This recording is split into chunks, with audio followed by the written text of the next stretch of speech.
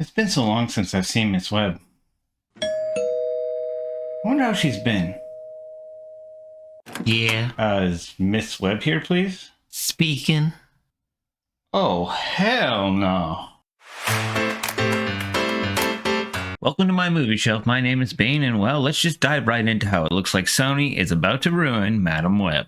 Or at least her live-action debut as of tomorrow. This video may contain spoilers for 90s Spider-Man the Animated Series and also a few different Spider-Man movies as well. When I think of Madam Web, the first image I see is a wise old fortune teller-like figure that usually sits outside of time between the many different worlds within the Spider-Verse. From her very debut to the more modern takes, time after time she's typically presented as a knowledgeable guide for Parker as he makes his way through a multiverse scenario. In the older comics, the newer comics, and even the cartoons, they show us the same thing, a consistent image of Miss Webb as an experienced leader that's been through so much more than Spider-Man and can point him in the right direction anytime he truly feels lost. You could also include her few game appearances, where once again in true to character fashion, she was portrayed as the smart old lady that's the driving force behind Spider-Man figuring out his multiversal situation, since she always has the bigger picture in mind. My introduction to Cassandra, like many kids growing up in the 90s, was through Spider-Man the Animated Series, where she features in seasons 3 and 5 as part of a, yep, you guessed it, multiversal storyline that eventually leads to the cliffhanger disappearance of Mary Jane before the show is cancelled, where she starts out as a mysterious figure, becomes an ally with valuable insight, turns into a source of conflict when their paths begin to diverge, and ends off as an antagonist after Peter holds her personally responsible for what happened to MJ. Well, the most amazing part is how she was absolutely voiced to perfection by the legendary late Stan Lee's very own wife, the late Joan Lee. And to make it all the more impressive, this was only her second acting credit to date following her Fantastic Four cartoon appearance. Her performance on the show as the character was probably better than every single one in the new Madam Web film combined. If you've never seen it, the entire series is available on Disney+, so go check it out for yourself. But going back to everyone's favorite topic in multiverses, let's talk about the MCU and how an older Madam Web would have been a perfect fit for what's going on right now. Tom Holland's version is currently in a place where no one else besides a few other heroes remembers the timeline as it was, which would be perfect for someone like Miss Webb since she usually sits outside of regular time in between worlds. And it would make so much sense since this Peter has already lost an Uncle Ben that they've yet to reveal, just lost his iteration of Aunt May, and was still dealing with the loss of his heroic mentor Tony Stark. Not to mention how his parents were already gone to begin with. Even his closest friends have lost the memories of all the things they've been through together, essentially leaving him on his own as he starts this newest chapter. So considering where his Spider-Man's at, the MCU's current overall storyline, and Webb's own backstory, they really missed a near perfect chance to introduce a proper version of Madam Web to the universe in Spider-Man 4. She was also part of the original Spider-Verse story too, one that was taking place back when Tom was only about 1.5 years old, in which she gathers a group of Peter Parker Spider-Man to face off against Spider-Carnage. They even enlisted the help of a still living Uncle Ben in the epic battle. There's also a scene where Spidey meets an actual version of Stan Lee, and they go on a short web sling around New York. But why pay homage to the creator and his wife when debuting one of his characters when you can just go with the lame, young, trendy version instead? One that almost feels more like an X-Men than Spider-Man character. Sort of like a light version of Magneto's daughter, the Scarlet Witch, with some Xavier powers thrown in for good measure. And just to be clear, yes, I'm aware there's a younger version like this in the comics, but with the greater storyline currently taking place in the films and this being her debut, choosing this one is a mistake in the making. Sony obviously just wanted to use a version of Miss Webb they could cast a popular young actress in over telling an actually compelling story that is true to the nature and history of the Madam. So in comes Dakota Johnson. That's right, we about to get 50 Shades of Webb up in here. And despite what you think of her, changing which version of the character you use to accommodate shows how they thought less of the character than they did the marketing. It really doesn't make sense either, since with other characters like Spider-Girl, Spider-Woman, Mary Jane is Spider-Man, Spider-Gwen, Silk, heck even Black Cat has somewhat similar powers, all being available to use story-wise. Why would you need to use this younger Web when there's a lot less characters that compare to the older, wiser edition? I mean, some of these are already being planned for live-action adaptations too. Damn it, Sony, respect your elders. Even just in this movie alone, there's a plethora of spider-powered people. You have Anya Corazon, who's basically just a junior copy of Spider-Woman. Next up is Julia Cornwall, aka another version of Spider-Woman, and Maddie Franklin, who's yet another Spider-Woman, but at least she differentiates herself by having an Iron Spider-style suit. With all these other younger female spider heroes, there was literally no need or reason for them to use the Julia Carpenter Madam Web.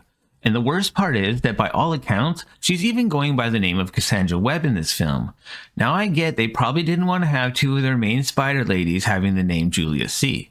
But then again, it really just shows how truly unnecessary this change to Madam Web was. Our next red flag in the storyline is its use of the Parker family. Firstly, we go to who Adam Scott will be playing.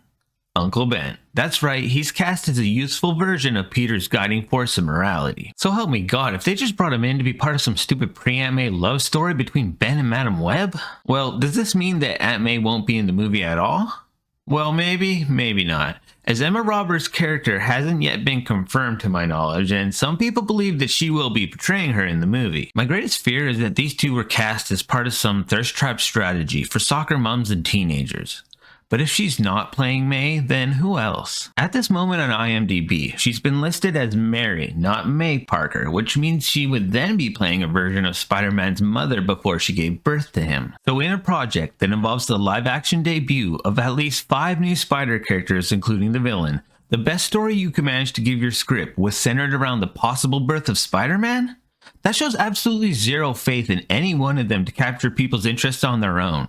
My goodness. A textbook example of throw it all at the wall and see what sticks. Remember to like, share, comment, and subscribe for more TV and movie related videos. Okay, fine. If I say Madam Web looks good, will you let me go? No.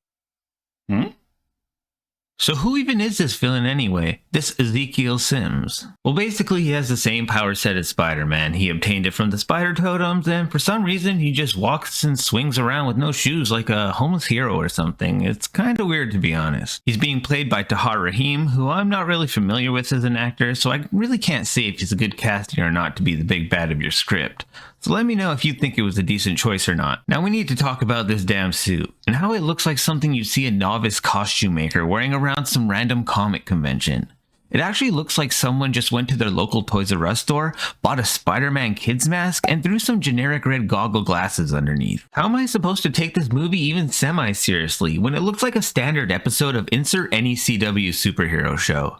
Look at this, and honestly tell me this doesn't just feel like a screenshot out of a Flash or Arrow episode. We have decades of examples of how a well-made spider suit should look to use as inspiration, and yet this is still what they designed? It's also hard not to see your villain as a bit of a clown when his big menacing shot takes place in front of an underwear ad.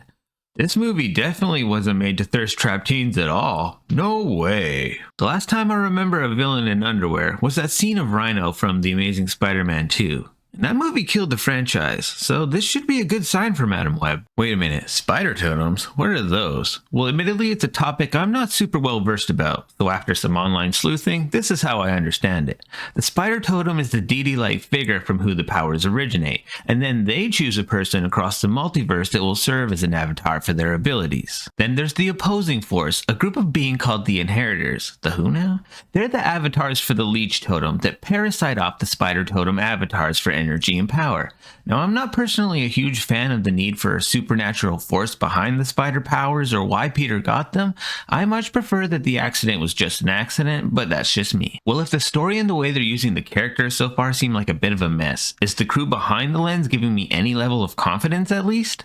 Let's start with the director, S.J. Clarkson. Now, this is normally where I'd look at the movies on her IMDb page to see how good of a fit she is.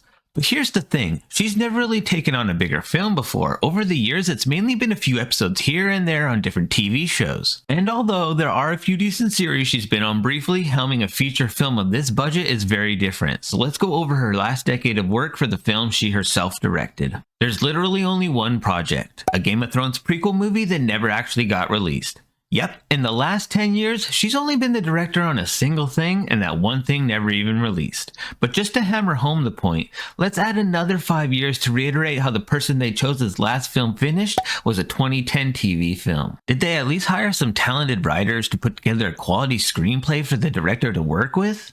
Of course not. Instead, they turned to Burke Sheepskin and Matt Salami, who are more commonly known by their actual names of Burke Sharpless and Matt Sazama. Don't recognize the names? Well, they're the writing duo behind a bevy of Oscar-winning scripts, such as 2014's Best Picture winning Dracula Untold, In 2015, they wrote another Best Picture winner with Vin Diesel's The Last Witch Hunter. In 2016, to mix things up, they won Best Documentary Feature for the 100% accurate recreation of typical Egyptian life during ancient times with Gods of Egypt. 2017 was no different, when they reimagined a popular franchise that to no one's surprise won Best Original Screenplay, when they brought back Power Rangers to critical acclaim. But then we didn't get a project from them for a few years, and people began to wonder if the magic had run out. Little did we know at the time, behind the scenes, they were working on a script that would change modern cinema as we know it. Fast forward to 2022, and it was time to shock the world once more, revealing their next masterpiece to us all in Morbius. All joking aside, time after time, these two have proved incapable of writing quality stories for bigger budget films. We need to stop them now before they write a screenplay that seriously ends the world. To summarize, 3 of the main reasons this movie is a mistake in the making is first, the main character themselves. They chose the wrong version just so they could cast a certain actress rather than to cast an actress right for the role. Second, the director is an absolute wild card by not having completed a movie in the last 14 years of her work. Now that doesn't mean she is incapable of doing so, but it does not instill any level of confidence. Thirdly, the writers have been so incompetent with their ability to write for feature films that they should be relegated to TV series and smaller projects until they can show their capability to pen a screenplay has improved. It really seems like on one hand, Sony's entire creative process was driven by who's trending or popular, and on the other, it seems like Marvel didn't care enough to step in with advice, if they were even included at all. But these are the kind of decisions made in the entertainment era of stan fan culture, where your following outweighs your talent. Even the main actress, Dakota Johnson, has no idea what the film's really going to be like, basically saying everything we shot was super fake and I hope it turned out okay in the end. That's not very reassuring coming from the star of your project. How did it come to this? At the end of the day, all signs point to this being another typical Sony tire fire, and that's why this is bad news for the debut of Madam Web. Or at least in my opinion. Venom really should have been a horror franchise.